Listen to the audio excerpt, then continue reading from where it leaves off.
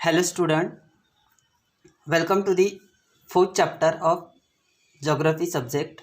Last video we have discussed about the work of glaciers and landforms, okay, and the erosion work by the glaciers and transportation and deposition by glaciers. इनके बारे में discuss किए थे, study किए थे.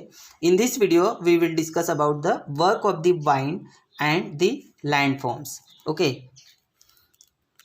Work of the winds and the landforms produce erosional work of winds and the depositional work of wind. इनके बारे में अभी स्टडी करनी है. ओके, तो देखिए, you have learn earlier that the movement of air is called wind. इसके पहले भी आपने स्टडी किए हैं और आपको पता भी है कि मीन्स वाइंड मीन्स क्या होता है. Okay, wind means movement of air is called wind. जो एयर में जो मूवमेंट होती है उसको क्या कहते हैं? वाइंड कहते हैं. Wind is a gases agent of erosion. Wind एक गैसेस एजेंट है और इरोशन का. देन इसके पहले भी अपन ने देखे थे रिवर्स के जो एजेंट्स थे उनके बारे में स्टडी किए थे. फर्स्ट वीडियो में अपन ने देखे थे सी वाटर, ग्राउंड वाटर, ये रिवर के एजेंट थे. तो ये वाइंड का एजेंट है gases. Okay, gas wind is a gaseous agent of erosion. The erosional, transportational and depositional work of the wind is more prominent. Prominent mean प्रसिद्ध, मुख्य, main या major. Wind is the more prominent in desert and semi-arid region. Semi-arid means जहाँ पे बारिश कम होती है यानी medium होती है, वो उसको सेमी एरिड रीजन कहा जाता है. जैसे इन अ डेजर्ट, डेजर्ट मीन यहाँ पे बहुत कम बारिश होती है, बहुत कम, और semi arid area regions. Okay, as a mechanical weathering occurs on a large scale here powdered rock and sand spreads over a large area. और उस एरिया में क्या हो जाता है फिर सेमी एरिड और डेजर्ट एरिया में वो जो पाउडर्ड रॉक सबसे ज़्यादा वहाँ पे लार्ज स्केल में क्या पाया जाता है? Powdered rock and sand spreads होता है उस एरिया में. Okay, there is a hardly only obstacle in the transportational work of the wind. Sand particles also get transported along with the wind and they are carry over a longer distance and get deposited where the speed of the wind reduce. तो उसमें क्या होता है?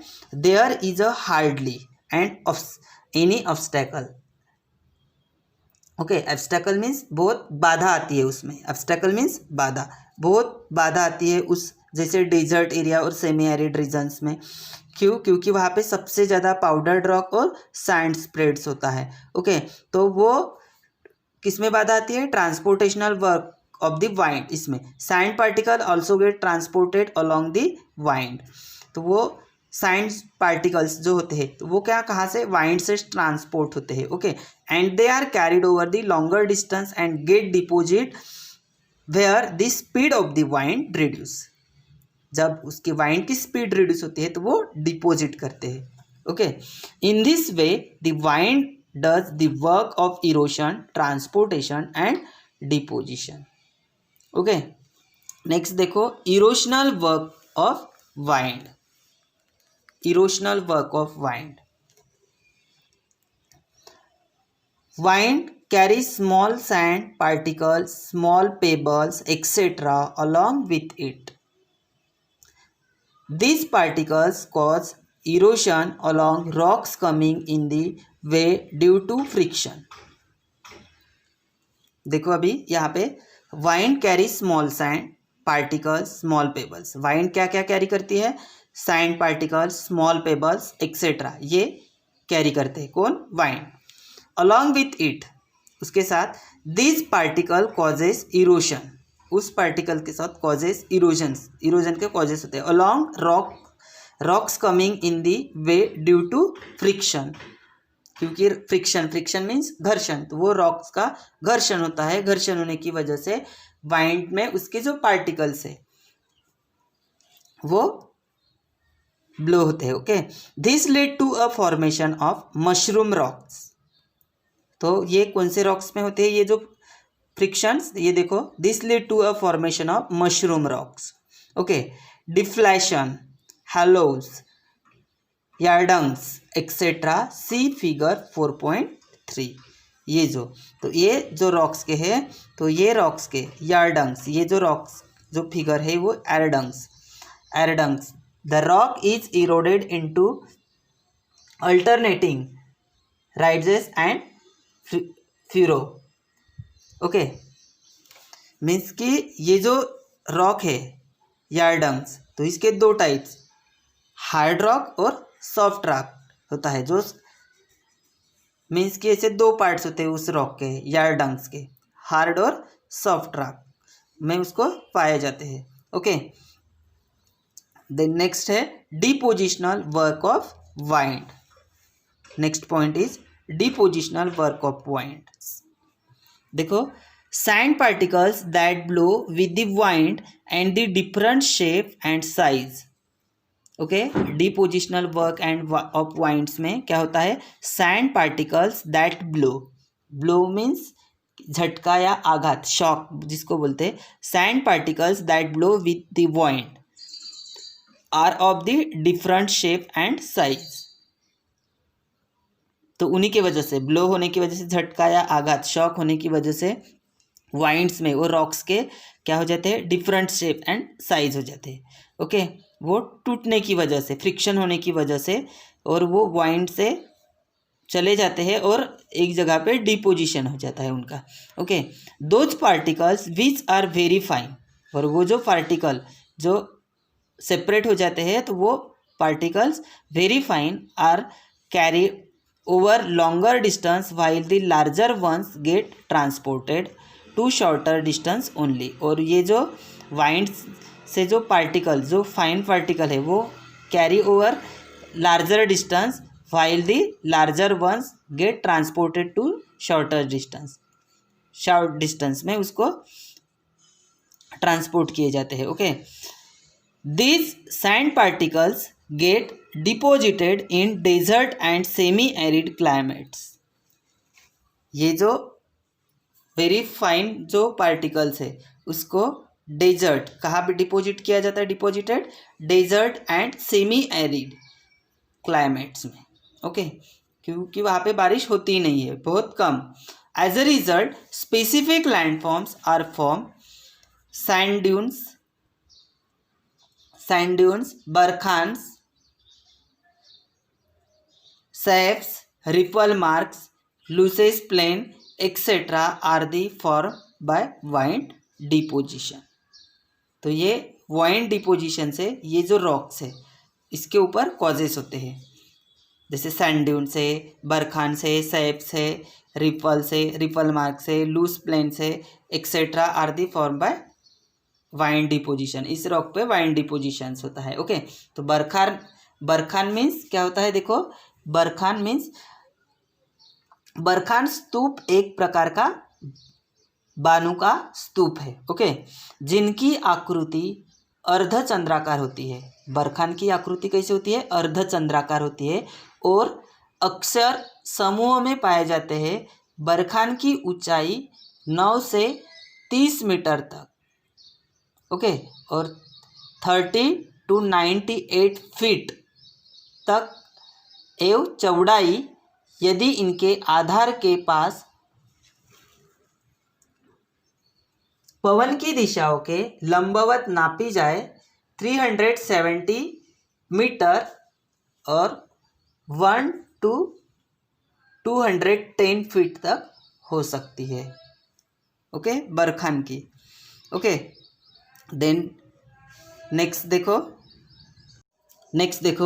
try to understand the various landform produced by their work of the winds with the help of your teachers. Okay, जैसे अपन ने देखे थे इरोशनल work of wind में, जो वाइंड की वजह से कौन सा रॉक्स इरोशनल होता है. देखो, अपन ने देखे थे मशरूम रॉक्स, डिफ्लेशन, हैलोज और यार्डंग्स. ये जो रॉक्स है ये इरोशनल वर्क ऑफ वाइंड होते हैं. Okay, then depositional work of wind में अपन ने देखे थे barchan, sand dunes, seifs, ripple marks, loess planes.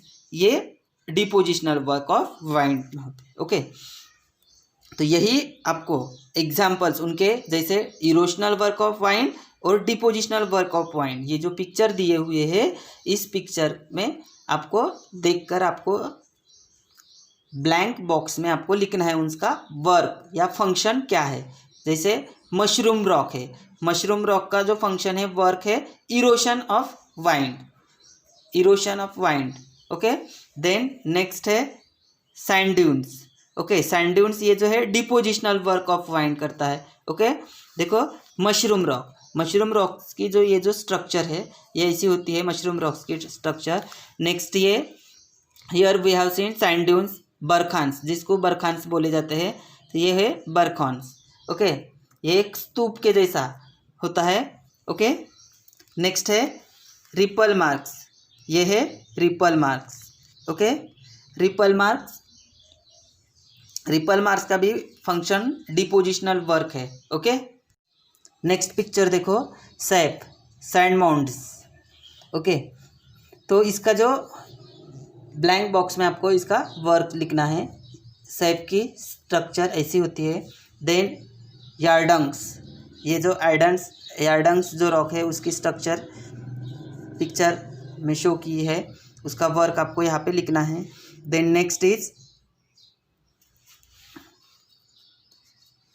Is हमडा, ये जो रॉक्स है इसका भी फंक्शन आपको यहाँ पे लिखना है। ओके, देन नेक्स्ट देखो find out, where will you find mushroom rocks in the Deccan plateau, where will you find mushroom rocks in the Deccan plateau. Okay, we will find mushroom rocks in the regions of the heighted rocks.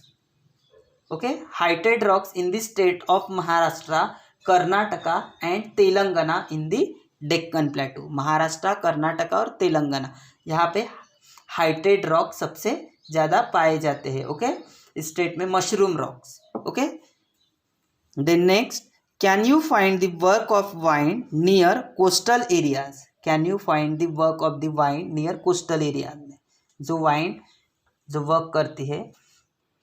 Okay, and what landforms will be the form there, तो कौन से landform वहाँ पे पाई जाते हैं। देखो the work of the wind is not found near coastal areas and so it does not from any landforms near coastal area the erosional, transportational and depositional work of sea waves from the landforms near coastal area. Okay,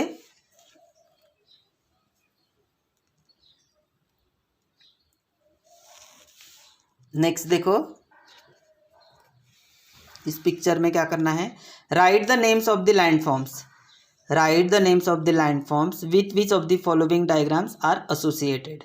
okay, यहाँ पे आपको landforms का name लिखना है इस picture में। Okay, and then next question is colour the eroded and the remaining part of any if any in the given diagram.